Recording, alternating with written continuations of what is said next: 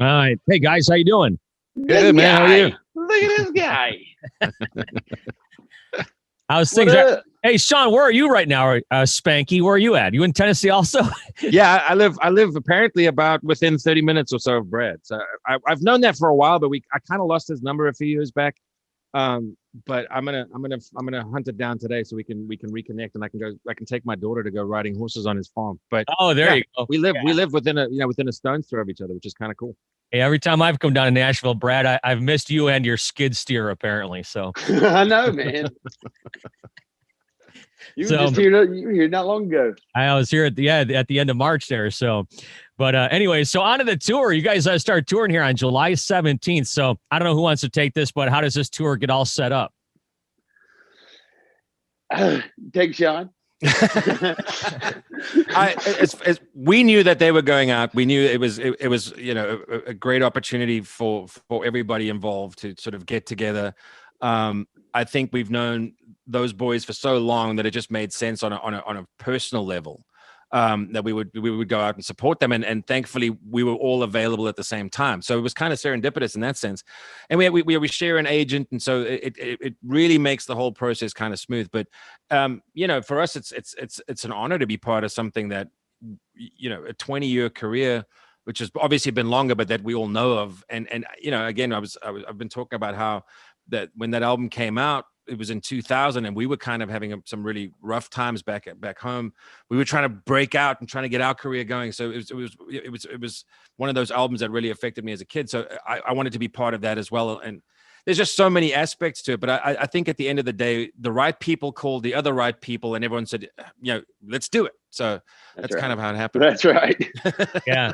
And so Brad, you guys are going to go out and celebrate the 20th anniversary of A Better Life. But we are. Yeah. So you guys been rehearsing all these songs that maybe you haven't played in a long time? Not yet. We're about to start this week. We actually have a show coming up in like 10 days out in Colorado, just a one-off. And so that'll be a good warm up. But we're practicing this week for that show. And so we're have another round of practice before we go out and start this tour. But man, we're excited to come out here and do this. And we could not be more excited to be going out with our brothers.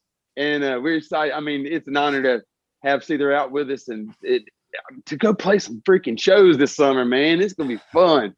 Yeah, I'll tell you, it feels like about 6 years since I've seen a live concert. So Shaun, let me ask you about this, because a lot of bands didn't do this last year, but talk about releasing an album during the pandemic. It was weird. I mean, it felt like there was a hesitance to say maybe we shouldn't do it because we're not going to be able to tour. And that's really, they go hand in hand, right? There's no other way to approach this. But I think when the May release kind of was talked about, June and then July, and then ultimately we just said, look, it's August at this point. Let's get this album out, because my personal experience was I was burning through all of my favorite music and I wasn't finding anything new. And then some bands started putting some new stuff out. I was like, that's exactly what we need to do, because that was like a breath of fresh air in this really sort of stagnant environment I found myself in. So it was strange to do it without touring, but it was arguably more successful. And whether or not that's because people really gravitated to it more than some other albums, because it was this moment in a pretty dark year that might have helped out. I don't know, but it seems that it was well received. And I think what I like about it for a change is we did kind of break the mold on that as an experiment, and it wasn't a complete disaster, which it easily could have become, right? Because we've spent so much time in 20 years of our own almost thinking that this is the way it works and there's no other way to do it, and that's how it'll be forever. But I think this proves that the music speaks for itself, and whether or not there's a tour that coincides is not necessarily as intertwined as people think. I mean, you could put out music and then tour 6 months later, and I think it could still be as successful. So it was interesting, but I'm glad we did it, because if we were talking about putting it out now, I would feel like it's already past its sell by date, and I would have to write a new album, because I don't really like for stuff to live for that long, on a hard drive or wherever it is, and then sort of try and breathe new life into it. So I'm glad it's out, and we can sort of the tail end of the cycle, we can play some shows, and we can ultimately write a new one, And so Brad, of course, they released a record and stuff, and you've been clearing your land with your skid steer, which we've talked about many times. But I've talked to you in the Zoom room a bunch of times. So have you guys been working on any new music while you've been? I mean, I know you guys have done stuff over Zoom here and there a little bit. A little bit, but honestly, we haven't been working on a whole lot. I put out Wicked Man as just a little solo project there. But no, we tried to write over Zoom, but we did it one time and it was for like 30 minutes, and we were like, man, no. You know what I'm saying? We just couldn't do it. People talking over each other. Yeah, well, and when you get to playing, you can send back and forth ideas and stuff, but I really suck at that, man. I can't do it. I got to go somewhere. I go up to their studio. We had a studio up in Hendersonville that we just met at and we'd practice at, and we just recently started going to a different place. But man, we just have to get together, and we have, we recorded the 3 virtual shows last year, and those were fun. But no, man, we really haven't. But we're just psyched to go out and play some shows this summer, and maybe we'll start working on some stuff then. There you go. I don't know what sucks worse more, you trying to write songs over Zoom or the cell signal on your phone, because I text you and like 3 days later you're like, oh, I'm just getting this. No, it ain't that I don't get it. It's that I don't look at I don't look at text messages, because I always have my phone on do not disturb, so it don't come up on my screen. And then when I look at my text messages like 2 days later, I'm like, shit, I got like 40 text messages from people. I thought you were gonna say, no, it's not that I don't get it. I just don't want to look at yours. So anyway, no. Couple final things here for you guys. Shaun, first of all, talk about, growing up in South Africa and now having a display in the Rock and Roll Hall of Fame. I mean, that is like mind boggling. Yeah. I don't know who paid how much, but it's a trip, man. It's an honor to be part of that.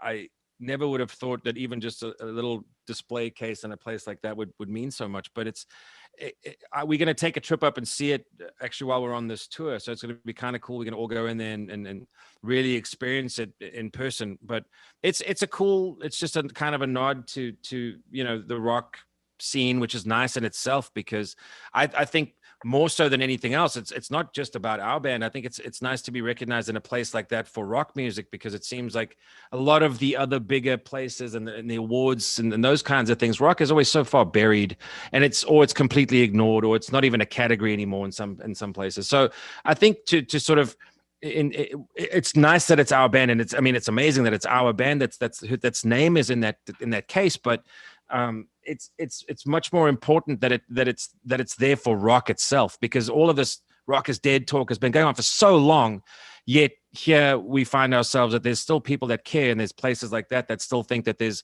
a light that needs to be shone on the genre and bands and the rock bands in general. So I think that part of it's cool, and I'm happy to be the bearer of the torch for that side of it. But the other stuff, I'm like, man, it's such an honor, and I know I could probably, if I thought about it, and I wouldn't say their names out loud, but I could probably pick like a handful of guys that are really, really mad that it's us and not them, and that's like the best part.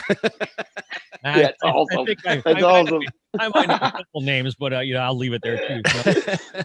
But anyways, well, August 7th, right here in the Motor City, you guys start up, like I said, July 17th, and I'll tell you what, our paths go way back. I'll never forget doing shots with Shaun and Proof. You remember that, Shaun? I'm sure. Yeah, man. That was a good night.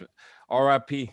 Yeah, and of course, Legends Bar downtown. And right across the street from Legends is where I met you guys for the first time at Sweetwater Tavern there, Brad, back on the first tour through Detroit. So it's been a long time, but it's good to see. Yeah, man. Yeah, good to see that music's coming back, and I appreciate your guys' friendship and your time as always. Well, man, appreciate good to you, see brother. you. Glad you're still in this with us for the long run, man. It's good to see you. There you go. You know what I mean? Hey, Brad, I'm going to text you in a little while. You can respond this weekend, okay? I promise I'll respond. Hey, great to see you guys. Thanks so much for your time. Thanks, brother. Have good a great to see you, man. Brother. Always good to see you. See you, brother.